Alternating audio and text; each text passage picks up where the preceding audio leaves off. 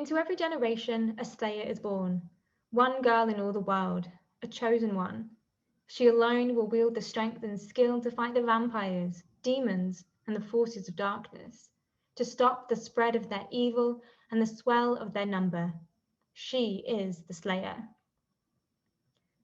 These words embody the foundational mythology upon which the Buffyverse is constructed. Now, this paper was originally part of a Buffy panel at the Divine Bodies conference. And you may be somewhat familiar with the cult TV show Buffy the Vampire Slayer and also these words. But for those of you who aren't, or if you just need a little bit of a refresher, I'll just quickly sum it up for you. Buffy the Vampire Slayer is basically a show about a teenager called Buffy, who is the chosen one, the Vampire Slayer. And together with her friends, the Scoobies, she slays vampires and other supernatural monsters, as well as occasionally stopping the apocalypse. And of course, Buffy is not alone in the world of gothic and horror in manifesting chosen ones on our TV screens. Although some of you may be less familiar with Supernatural, which aired between 2005 and 2020, this is a series that is also built upon a similar mythology of good versus evil, and where a divinely chosen human vessel is prophesied to be a part of the apocalypse. For a quick TLDR of the show, Supernatural is basically about two brothers, Sam and Dean Winchester, who drive around America in a Chevy Impala, saving people and hunting things. It's a show that is very small s supernatural and also very biblical. In this narrative world, it is written that the first seal of the apocalypse shall be broken when a righteous man sheds blood in hell, but also that the righteous man who begins it is the only one who can finish it.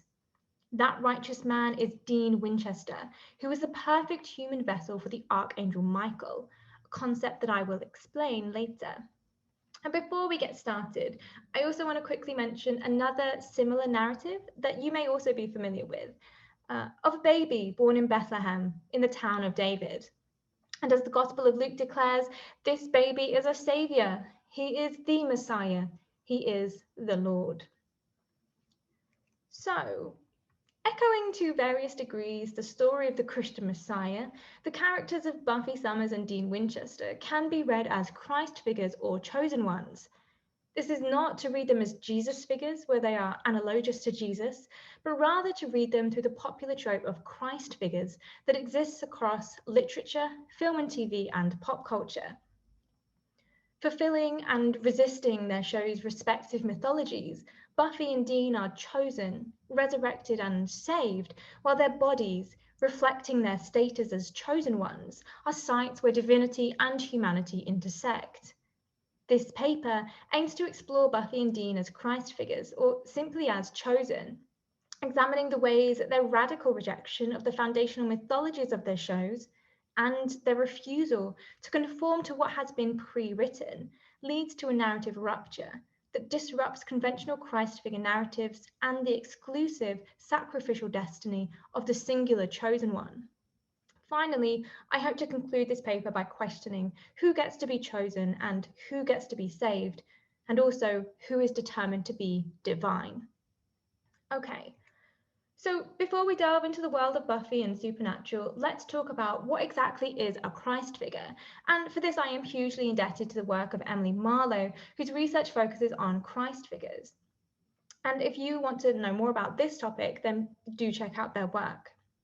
So discussing Christ figures, Adele Reinhardt writes that Jesus is not portrayed directly, but is represented symbolically or at times allegorically. And Peter Malone identifies two distinct types of representation. So to quote, Jesus figures refers to any representation of Jesus himself. Christ figure describes any figure in the arts who resembles Jesus. The personal name of Jesus, in line with contemporary spirituality, thought, and practice, is used for the Jesus figure. The title Christ, the Messiah, or the Anointed One, is used for those who are seen to reflect his mission. So, just to clarify, I am not discussing Jesus figures, or the biblical narratives here, but rather exploring the trope of Christ figures, whose stories are similar to that of Jesus in that they center on chosen ones and their mission to save the world, and this is a trope that has developed within TV, film, and across pop culture.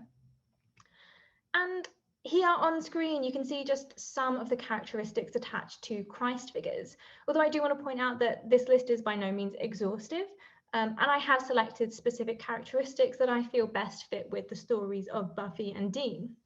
So how do you identify a Christ figure? Often they have a special birth story. Bonus points if their mother's name is Mary. They have a dual nature where they are both human and divine. Christ figures often perform miracles, and their death is often associated with sacrifice. And for Christ figures, death is not the end, and they typically return through resurrection. And finally, they are often visually represented with their arms spread out like a cross. So let's turn to Buffy first, and how does she compare to our list? So when one Slayer dies, another Slayer is activated. This is less a birth and more a rebirth story, but I'm going to count this as a special birth story anyway, because basically here, the Slayer gets her special Slayer abilities. And she also gains another parental figure through the Watcher, who is a person who guides, trains, and watches over the Slayer. So in Buffy, this parental figure, this Watcher figure is Giles. Buffy also has a dual nature, and I think this is pretty self-explanatory, in that the Slayer is different from humans, but she also is still human. So she's both Slayer and human. And also part of being a Slayer is having special Slayer abilities, which include increased physical strength, speed and agility, quicker healing, heightened senses, and also prophetic dreaming, as well as a kind of psychic link shared between all Slayers. These miracles typically manifest in the Slayer's body, but they allow her to perform miracles through saving other people and fighting the forces of darkness. Part of being a Slayer also means putting your life on the line for the greater good, and Buffy has sacrificed her life twice. So first in the season 1 finale, Prophecy Girl, and then again in the season 5 finale, The Gift, and you can see an image from The Gift on screen as well. And again, part of dying for Christ figures is often resurrection, which Buffy has done twice. The first time through resuscitation, but the second time through magic. So after season 5, in season 6, magic is used to bring her back. And finally, there are scenes that visually invite parallels between Buffy and Christ, such as this image that you can see on your screen, taken from The Gift, which occurs at the moment of her sacrifice. And again, this parallel also highlights the association. Okay, so moving on to Dean as a Christ figure. Does he have a special birth story? Yes. Together with his brother Sam, Dean's birth is predestined. Through their mother Mary, which gets them bonus points, and their father John, they unite the bloodlines of hunters and a community called the Men of Letters, which is kind of like the supernatural equivalent of Buffy's Watchers Council. And these bloodlines are essentially the brain and the brawn of supernatural monster hunting. As brothers, their bodies are predestined to be the vessels of Michael and Lucifer in the apocalypse. Which brings us to Dean's dual nature. So in the world of supernatural, human bodies are described as meat suits. Demons can possess any human body unless it is protected with an anti-possession mark. But angels need a special kind of vessel, a holy vessel. And they also need their vessel's permission in order to possess them. For archangels, not just any holy vessel will do, and it's also worth noting that a vessel that is not strong enough or holy enough may not be able to physically contain the archangel anyway, which can result in the vessel's death. And Dean is Michael's one true vessel. Okay, so turning to miracles, and this is a little bit of a stretch, but I think that there is something pretty miraculous in monster hunting and stopping the apocalypse on multiple occasions, which are things that I don't generally do in my life. So I'm just going to count this as ticking that miracle box. And also, like Buffy, Dean does sacrifice himself a lot to save others, and especially to save his brothers.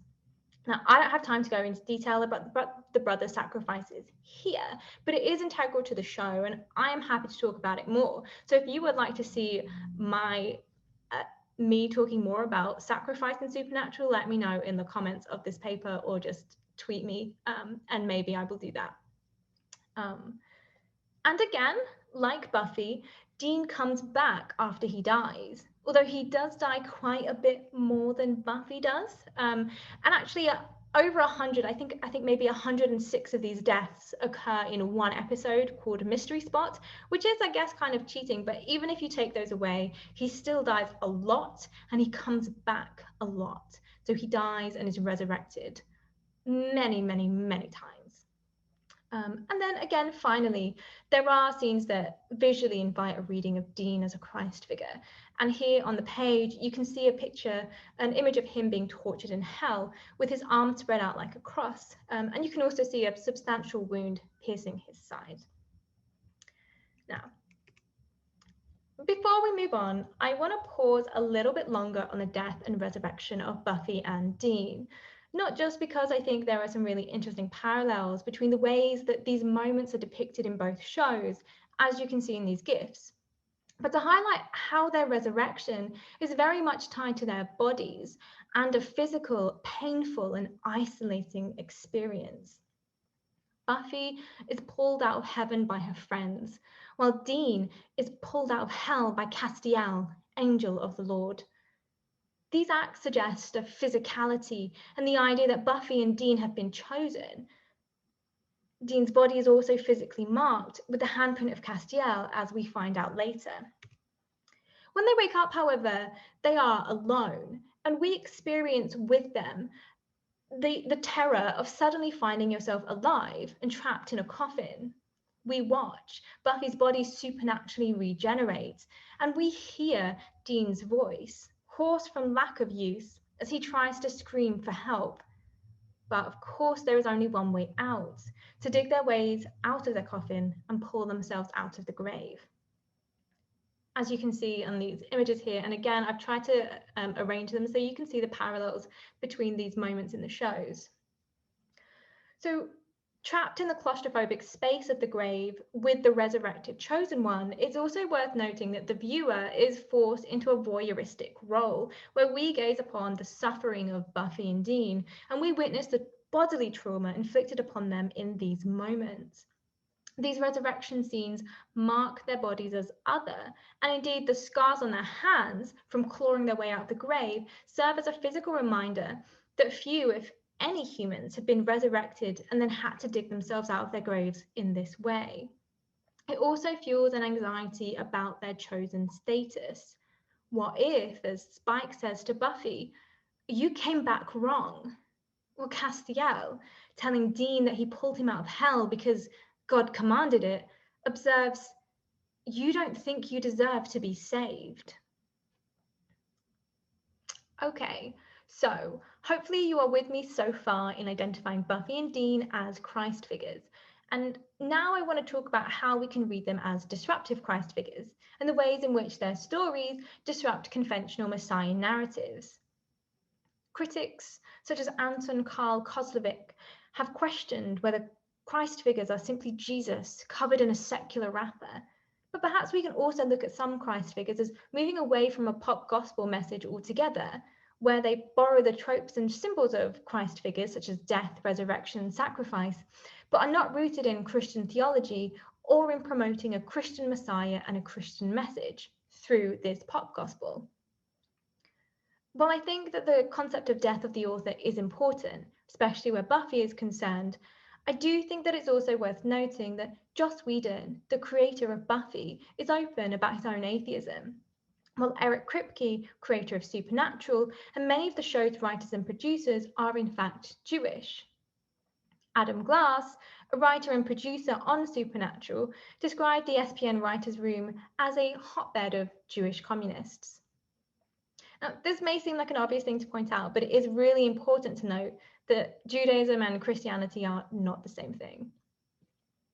So, in some ways, Buffy and Supernatural can be read as a secularization of the Christian narrative of the Messiah. But we can also read them through a different lens altogether, such as secular humanism.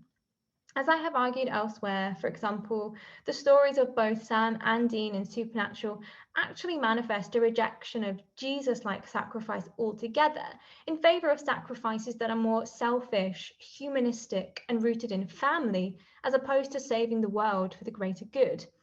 And a quick warning for the final part of this talk, as there will be spoilers up ahead for both shows, including the ending of Supernatural. Okay. So in season 5, Dean rejects his pre-written destiny to be Michael's vessel with the help of Castiel, who rebels against heaven. The apocalypse starts without Dean, and actually Michael turns to plan B and uses Sam and Dean's half-brother Adam as a vessel instead, which I guess works. However, it is Dean's human connection with his brother Sam that ultimately stops the apocalypse and saves the world, not his status as chosen. As Chuck, who is later revealed to be God, narrates, up against good, evil, angels, devils, destiny, and God himself, they made their own choice. They chose family. And well, isn't that kind of the whole point? Similarly, Buffy disrupts the tradition of the Slayer established by men by doing away with the Slayer line altogether and activating all potential Slayers across the world. In the season finale, titled Chosen, Buffy is no longer the one Slayer who alone will fight the forces of darkness, but instead, with the help of Willow, a powerful witch, she forges a new tradition. From now on, every girl in the world who might be a Slayer will be a Slayer. Every girl who could have the power will have the power. And with this disruption comes the question, who exactly gets to be chosen or saved? And what, for example, defines a righteous man, a chosen slayer, or a divine body in the first place? In Buffy, we get the story of a white, middle-class American teenager. Along the way, we are introduced to other slayers, including Sinea, the first slayer, Jinrong, a Chinese slayer during the Boxer Rebellion, Nikki Woods, a slayer and mother based in New York during the 1970s, Kendra, a Jamaican slayer who is activated after Buffy's first death, and then Faith, who is called as a slayer when Kendra dies. Faith is the slayer who gets the most screen time after Buffy, and there is a really interesting class contrast between Faith and Buffy. But of all the slayers we are introduced to, it is the white slayers whose stories are given preference. While the show does depict slayers of colour, these are minor characters, and their stories always end with their death. The show we are watching is not Nikki the Vampire Slayer, or Jinrong the Vampire Slayer, or Kendra the Vampire Slayer, but Buffy the Vampire Slayer. And we might think about how the show would be different if the title slayer were a woman of colour. So, what about Dean's identity as chosen? For Buffy, the hardest thing in this world is to live in it. But for Dean, whether in the original apocalyptic battle between Michael and Lucifer, through God's fixation on a Cain and Abel style ending for the brothers, or in the new life the boys have carved out for themselves, where the brothers are finally free after defeating God in season 15, the road always ends in the same destination: death. Dean's death in the series finale Carry On reinforces the notion that to be a hunter, to save the world from monsters, to be a chosen one and a righteous man, is to die.